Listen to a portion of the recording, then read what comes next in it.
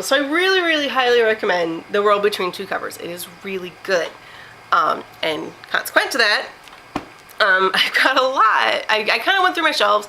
I've been borrowing things, reading more things, and it's really been fun to start trying to read outside my normally prescribed set of reading, finding things from other cultures, and it's been really kind of fun. So I don't have a list. I don't have a list. I have a stack. I just knocked that camera. I have a stack. Let's hope these don't fall over. We can kind of go forward and back in literature. This is actually Penguin's new edition of The Turnip Princess and Other Newly Discovered Fairy Tales by Franz Xavier Schönwerth. And these are they're written about the same time that the Grimms were collecting the fairy tales in Germany, but these are slightly different ones.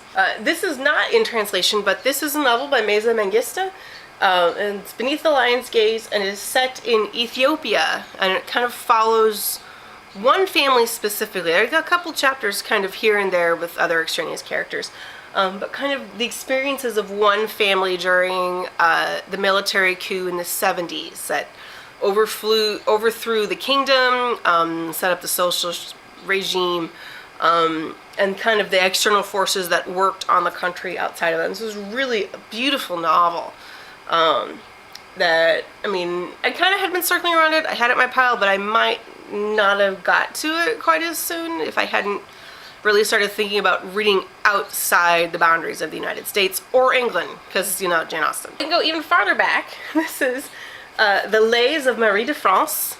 She's considered one of the earliest French poets, like 12th century-ish, and I just figured, why not? I mean, why not read old French poetry? And then this I picked up because it is a Ulysses-like tale set in Dublin, but it was written by Enrique Vila-Matas, who's a Spanish writer. He was born in Barcelona, and his characters it kind of connects Joyce and Beckett, and I have not read it, but it sounded kind of amazing, and it was in one of the books, translated works, or books that from Europe, to watch out for in a Bookmarks magazine article recently. So I've picked up that one. This I picked up because I read a book called Beowulf on the Beach. It's by Jack Murnigan, and he also used to write a column for Nerve called The Naughty Bits, where he would write about kind of the really dirty bits in fairly well-known pieces of literature. And I had never heard of Julio Cortázar, but he posted a piece, a snippet from this novel. It's not a thin book, Hopscotch, that was just insane. Just beautiful, sexy, dirty, gritty writing. And so I decided that I would need to find this book and read it. And I haven't read it yet because, you know, things. This book I am reading right now. This was a recommendation, a staff rec at the local independent bookstore, Prairie Lights. This is The Man with the Compound Eyes by Wu Ming-Yi, who is a Taiwanese writer. This is his first novel that has been translated into English. He's a professor and a writer and an environmentalist and an activist. Not only the title caught my eye, but also the fact that he's not only writing about Taiwan, but he includes some of the indigenous peoples of Taiwan, and that I thought was really interesting. And this is kind of a speculative fiction, a little magical realist novel where a woman who is contemplating suicide after the death of her husband and her son meets a man who is from a fictional island called Wayo Wayo that floats, but because he's a second son, he has to leave the island, so he paddles out into the ocean in his little canoe thing, and at the point at which he thinks he's going to die, he washes up on this island of trash that then slams into the coast of Taiwan near this woman Alice's house. And it kind of goes through there. I mean, it's really interesting. The translation, I think, is fabulous. It's very readable, very moving and poetic. And this is kind of fabulous. I'd not heard of this, and I'm really glad this was a recommendation because I'm glad I'm reading it. Anne's very last book that she read for the year, she read her book for the United Kingdom last, and instead of going for a Dickens or an Austen or something like that, she decided to read a book that was translated from one of the original languages of the British Isles, and that is Welsh. And she read Martha, Jack and Shanco by Caryl Lewis. This was the 2005 winner of the Wales Book of the Year. And so I actually had to track down a copy of this used in the US because it's not currently in print. And I will read this year because I have a lot of things. I have Season of the Migration to the North by Tayeb Salih. I haven't read this one yet. This one is set in the Sudan in the 60s. It's about a young man who returns home after studying in Europe, and kind of the cultural dissonance between the London and the Europe of the 60s, and then coming back home to the Sudan and all of its kind of traditions and its culture. And I'm really excited to read this. I got an introduction by Layla Lalami. It's very sorry, I just almost butchered that. And she was a Pulitzer finalist this year.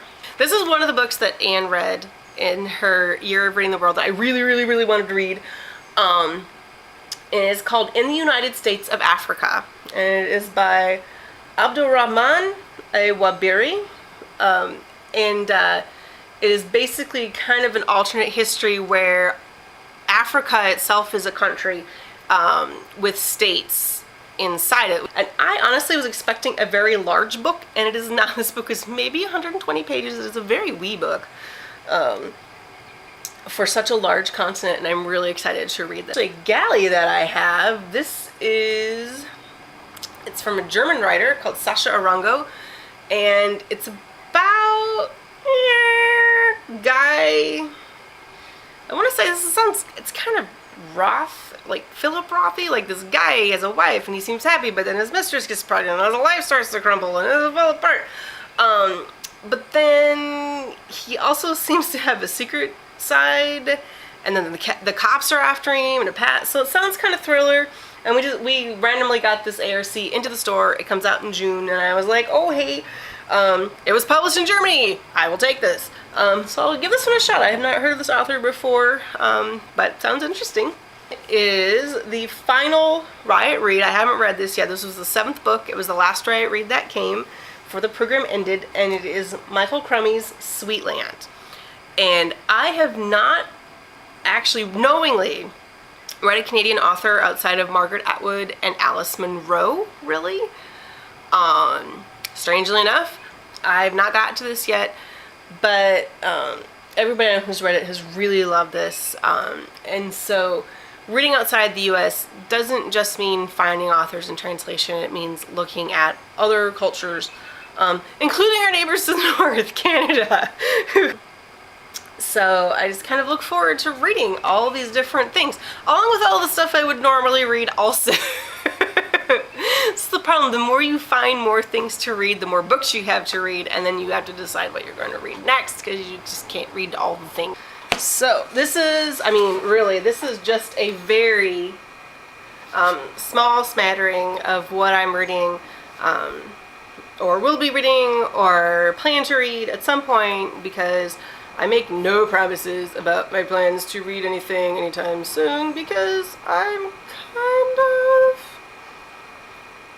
mercurial, I think would be the best way to put it in my reading. But I do intend to read all of these and more, many, many more at some point. Go out and find different things to read. I mean what's the harm? It's just a book. See you later.